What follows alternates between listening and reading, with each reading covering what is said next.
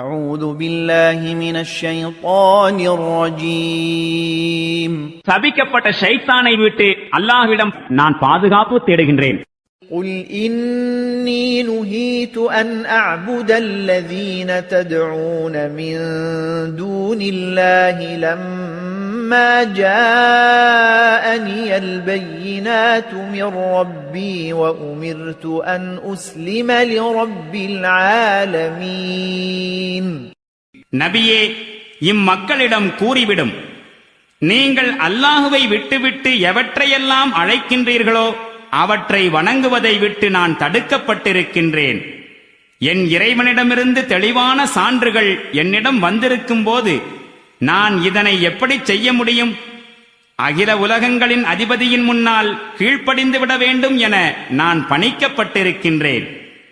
هو الذي خلقكم من تراب ثم من نطفة ثم من علقة ثم يخرجكم طفلا ثم لتبلغوا أشدكم ثم لتكونوا شيوخا ومنكم من يتوفى من قبل ولتبلغوا أجلا مسمى ولعلكم تعقلون.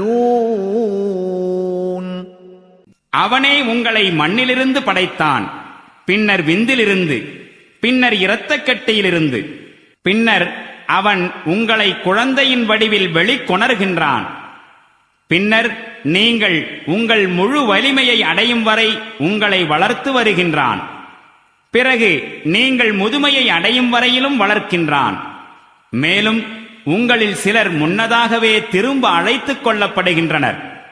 எதற்காக இவை அனைத்தும் செய்யப்படுகின்றனவெனில், உங்களுக்காக நிர்ணயிக்கப்பட்ட நேரத்தை நீங்கள் அடைவதற்காகவும் நீங்கள் உண்மையை அறிவதற்காகவும் தான். هو الذي يحيي ويميت فإذا قضى أمرا فإنما يقول له كن فيكون. அவனே வாழ்வளிப்பவனும் மரணிக்கச் செய்பவனும் ஆவான். அவன் எந்த விஷயத்தை தீர்மானித்தாலும் ஆகு என்றுதான் ஆணையிடுகின்றான். உடனே அது ஆகிவிடுகின்றது.